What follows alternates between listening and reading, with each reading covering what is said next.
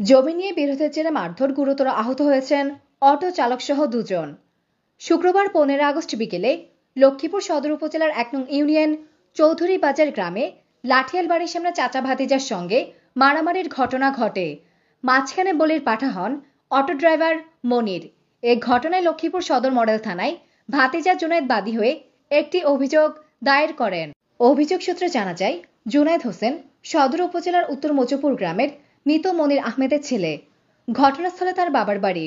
পূর্ব থেকে তার জ্যাঠাতো ভাইদের সাথে জমি নিয়ে বিরোধ চলছে।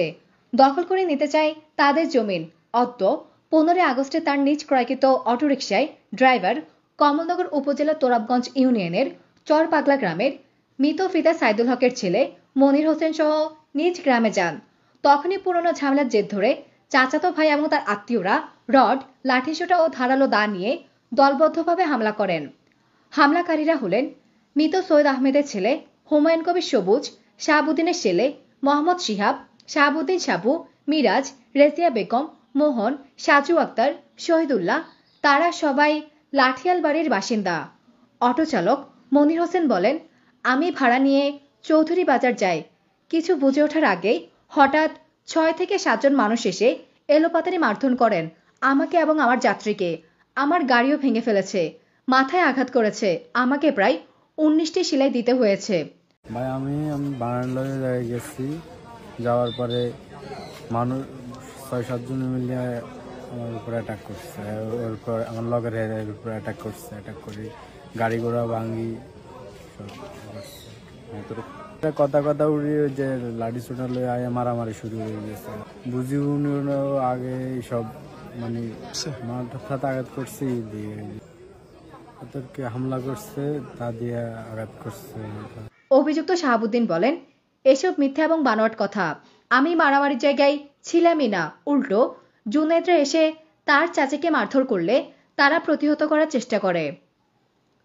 লক্ষ্মীপুর সদর মডেল থানার ভারপ্রাপ্ত কর্মকর্তা আব্দুল মোন্নাফ জানান, আমাদের কাছে এমন একটি অভিযোগ এসেছে।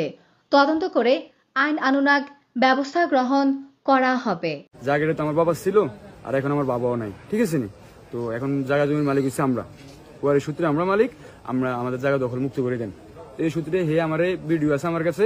সে মানে যে হুমায়ুন কবির আর কি, সবুজ, তার জায়গা আর কি। সে জমি রেস্টুরেন্ট দিয়েছে 5.5 ডিসিম। পরে সে বাড়ি গেছে ঘর থেকে। আমি আপনার কি আছে সবকিছু নিয়ে যায় সসম্মানে, আমি কোনো ক্ষতি করতাম না। আমার কাছে ভিডিও রেকর্ডিং সবকিছু আছে। পরে সে বাড়ি গেছে।